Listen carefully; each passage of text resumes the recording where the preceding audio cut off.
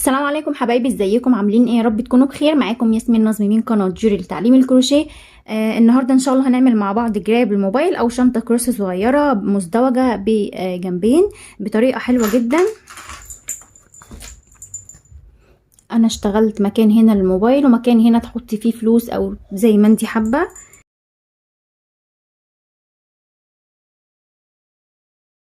ممكن تستغني عن القلاب ده وتشتغلي قلاب بالخيوط عادي جدا، ويد زي ما بنشتغل. هسيب لكم لينك يد وقلاب في صندوق الوصف. الشنطة دي اخدت مني 350 جرام خيط سلسلة. ينفع طبعا تستخدمي فيها اي نوع خيط انت حباه، مكرمية مصري او اي نوع، انا موضحاه في الفيديو. الشنطة حلوة جدا وعملية قوي وصغيرة في نفس الوقت، يعني تنفع لبنات صغيرين وتنفع كمان لطلاب في الجامعة. تعالوا بينا نبتدي على طريقة العمل. بس قبل ما نبدأ، يا ريت لو أول مرة بتشوفيني يا ريت تشتركي عندي في القناة وتفعلي الجرس وتقولي لي ايه رأيك في المحتوى اللي أنا بقدمه. يلا بينا على طريقة العمل. نقول بسم الله. هبتدي اشتغل بخيط مكرمية سلسلة. ينفع تستخدمي مكرمية مصري وينفع تستخدمي خيش وكليم واي نوع خيط متوفر عندك يكون سمكه وسط. تمام.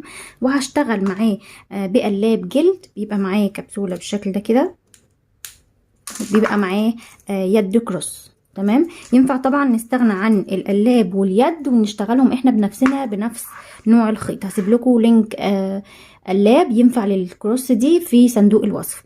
هشتغل مع الخيط ده بإبرة مقاس 4.5 مليمتر، هو سمك وسط. لو عايزة تستخدمي إبرة 5 مفيش مشكلة. هبتدي أول حاجة أعمل عقدة بداية.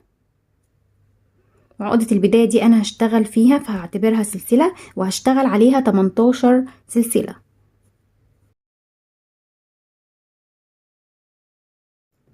دول كده 18 سلسلة. هسيب اول واحدة وهدخل في التانية اعمل غرزة حشو. الغرزة دي هحط فيها علامة علشان نعرف ان دي اول غرزة في السطر. اللي بعديها هشتغل فيها غرزة حشو، واللي بعديها لحد ما اوصل هنا لعقدة البداية.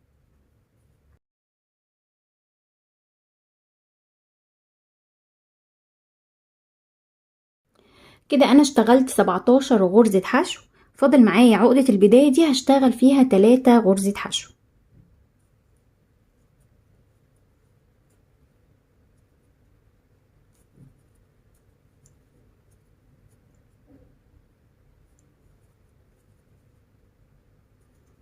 كده انا اشتغلت 3 غرز. هشد الخيط ده حلو جدا لحد ما اقفل الدايرة دي بالشكل ده كده. هشتغل هنا 17 غرزة حشو. اول غرزة بتقابلني هنا اهي، هشتغل قصادها واحدة كمان. دي كده اول واحدة، والغرز اللي بعديها لحد ما تعملي 17 غرزة. وده طبعا الخيط ده بتاخديه معاكي تحت الشغل.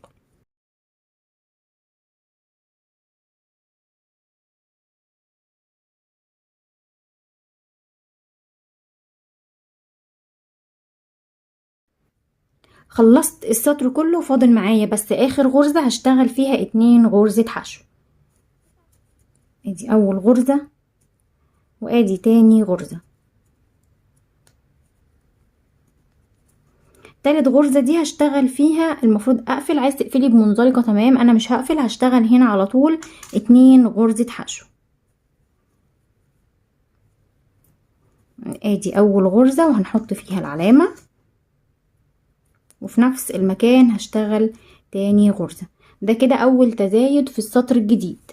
هشتغل غرز حشو تحت الحلقتين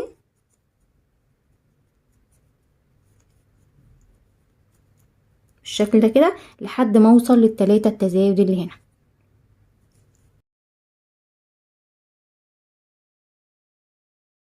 وصلت للتلاتة التزايد، هشتغل في كل غرزة منهم 2 غرزة حشو، يعني هما 3 خليهم 6 غرز.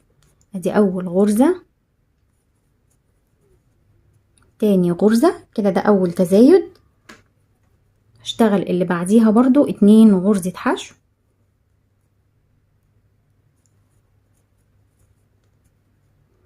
ادي كده تاني تزايد.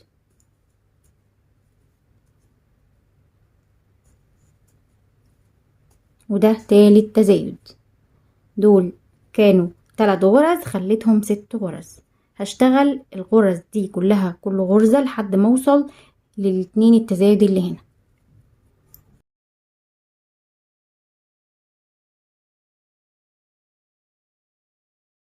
فاضل لي اخر 2 تزايد هشتغل فيهم كل غرزة هشتغل فيها 2 غرزة حشو. ادي كده اول تزايد، وده تاني تزايد، واحنا كنا عاملين اول السطر هنا تزايد. تمام كده، خلاص خلصت السطر كله، مش هتزايد تاني. انا بالنسبة لي دي القاعدة تمام، علشان بس القلاب صغير. هشيل العلامة بتاعتي وهشتغل غرزة حشو في كل غرزة بتقابلني. ادي اول غرزة اهي،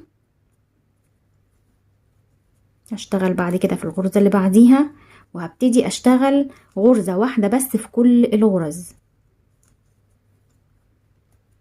تحت الحلقتين برضو.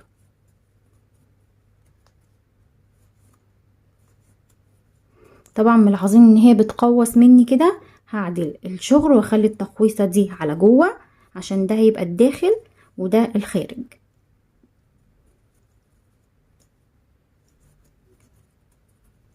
هكمل لحد ما اوصل للعلامة، كل غرزة فيها غرزة واحدة بس. كده انا خلصت السطر كله، كل غرزة فيها غرزة واحدة بس، وهشيل العلامة وهكمل برضو بنفس الطريقة لحد ما اخلص السطر كله واحط العلامة بتاعتي. كده انا ابتديت سطر جديد، وهكمل برضو تحت الحلقتين لحد ما اعمل عدد سطور. يعني هفضل اشتغل بس طبعا خلي بالك من العلامة لحد ما اوصل عدد سطور، وهرجع اقول لكم انا اشتغلت كام سطر.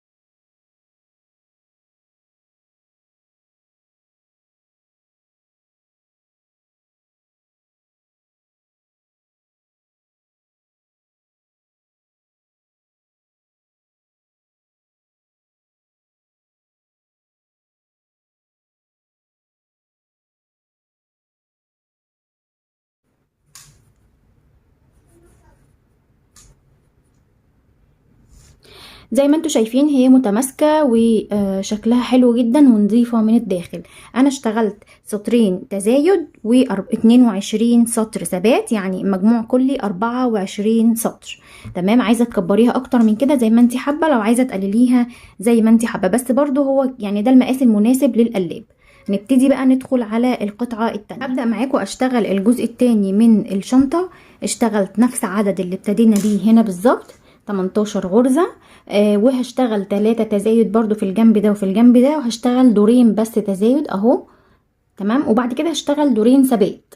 اشتغلت دورين تزايد ودورين ثبات، وهكمل هشيل العلامة بتاعتي دي وهشتغل لحد التزايد ده. شايفين التزايد؟ الغرزة اللي بعديه هشتغل لحد الغرزة اللي بعديه، هتلاقي الغرزة اللي بعديه تلاقي الغرزة اللي فوقيها والغرزة اللي فوقيها. تمام، وهنحط عليها علامة في الغرزة اللي بعديها عشان احنا هنشتغل غرزة التزايد دي. التزايد هنشتغل في اللي بعديها اللي هي دي.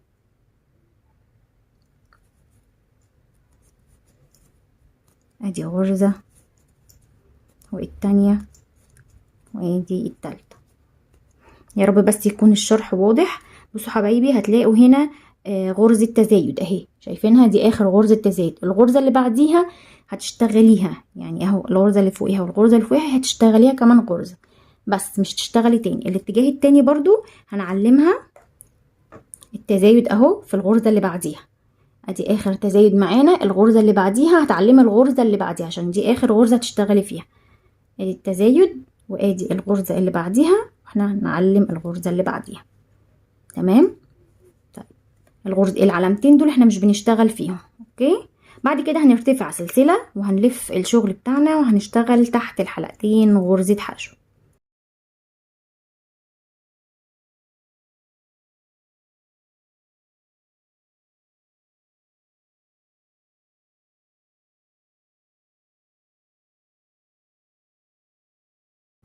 بالشكل ده كده هشتغل لحد ما اوصل هنا عند العلامة. كده انا اشتغلت لحد ما وصلت للعلامة والعلامة دي احنا معلمينها مش هنشتغل فيها خلاص، هنشيل العلامات دي. ودي كانت اخر غرزة.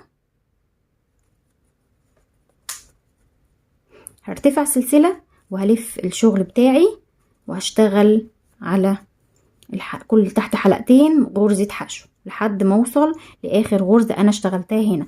ما بين هنا وما بين هنا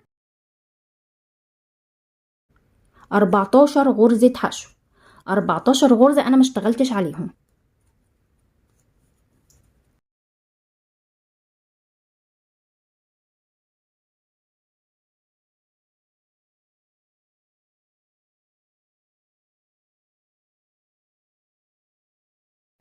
بيتبقى معايا اخر غرزة دي ما تنسيهاش.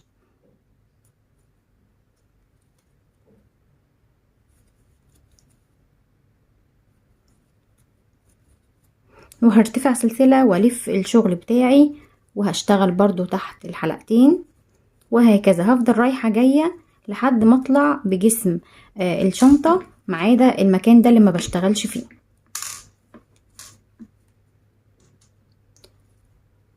هكمل وهرجع اقول لكم انا هشتغل بنفس عدد السطور، هشتغل لحد ما اوصل لنفس عدد السطور بالظبط.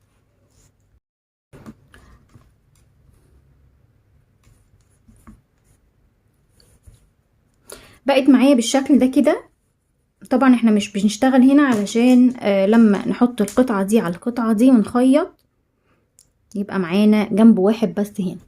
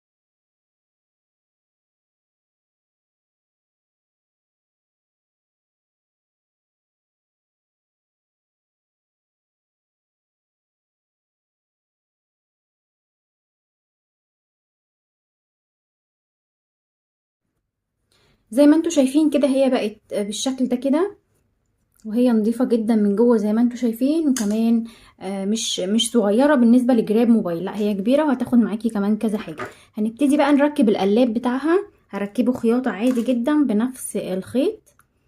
هركبه طبعا من الظهر من القطعة اللي احنا عاملينها بالشكل ده. هتحطيها كده وعلى خط مستقيم هتخيطيها.